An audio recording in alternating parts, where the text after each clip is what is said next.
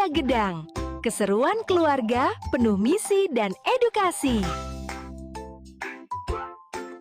Welcome back to Mafia Gedang, where family missions meet fun and learning. Today, we have a special guest. Oke, selamat datang kembali di sesi penyelaman kita. Kali ini kita mau bedah sumber yang Anda bagiin nih. Sebuah cerita bergambar judulnya Operasi Penjinakan Gadget. Ini dari seri Mafia Gedang, keseruan keluarga penuh misi dan edukasi. Jadi, ya ceritanya tentang keluarga yang nyebut diri mereka Mafia Gedang. Unik ya. Coba kita lihat ya anggotanya. Ada Ayah Gedang, dipanggilnya Sang Don. Terus Mama Emas, itu Sang Consigliere. Ada Mas Al, si Sang Capo. Sama Ade El, nah ini Sang Soldato. Tapi ini bukan mafia beneran loh ya. Ini lebih kayak, apa ya, tema seru-seruan gitu yang mereka pakai buat jalanin misi keluarga. Betul sekali. Dan misi yang kita fokusin sekarang ini, yaitu tadi, Operasi Penjinakan Gadget. Judulnya aja udah jelas banget ya arahnya kemana. Sumber ini nunjukin satu isu yang, kayaknya banyak banget dialami keluarga zaman sekarang ya, soal pemakaian gadget atau gawai yang mungkin sedikit keterlaluan gitu. Nah, tujuan kita di sini, kita mau coba bedah gimana sih cerita ini ngelihat masalah ini, dan solusi apa yang ditawarin lewat cara cerita mereka yang unik ini, yang pakai gaya mafia keluarga. Iya, cara mereka ngebawainnya itu loh, seru banget. Ayah Gedang, si Sang Don, dia ngumumin misinya aja udah heboh. Sampai naik ke atas sofa segala. Dia bilang gini, markas melaporkan aktivitas layar yang berlebihan. Wah, dramatis ya. Terus yang menarik nih, tiap anggota keluarga kasih laporan dari lapangan. Dan lucunya, Sang Don sendiri, si Ayah Gedang itu, dia ngaku. Ngaku kalau agak kecanduan main game cacing di HP-nya. Nah, pengakuan ini penting loh menurut saya. Ini nunjukin kalau masalahnya itu dilihat bareng-bareng. Bukan cuma, ini salah anak-anak aja. Sang Consigliere, si Mama Emas, dia juga lapor hasil pengamatannya. Katanya anak-anak tuh kalau udah lihat layar, bisa diem aja nggak gerak gitu selama 30 menit. Wah, 30 menit ya? Itu lumayan loh. Iya, lumayan kan? Terus Sang Capo, si Mas Al, dia punya keluhan lain.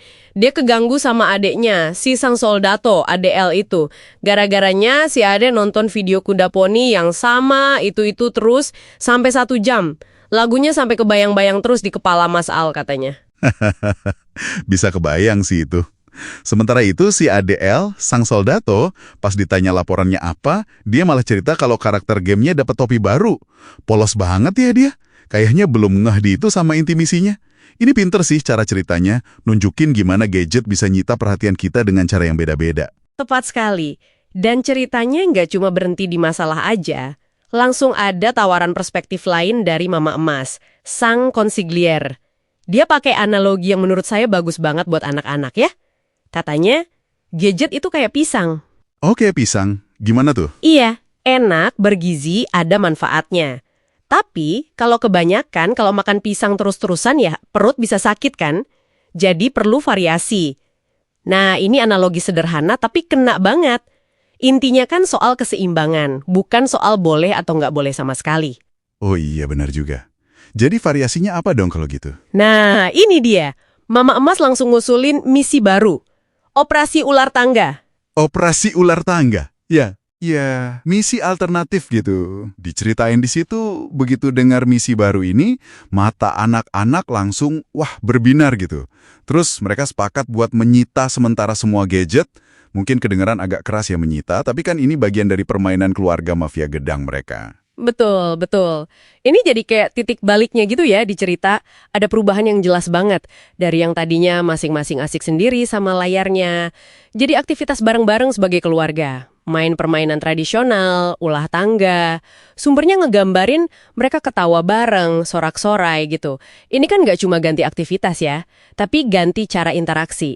Dari sendiri-sendiri, jadi bareng-bareng. Iya, kelihatan banget ya momen kebersamaannya itu. Pendekatan misi ini kayak semacam gamifikasi sederhana buat ngubah kebiasaan keluarga.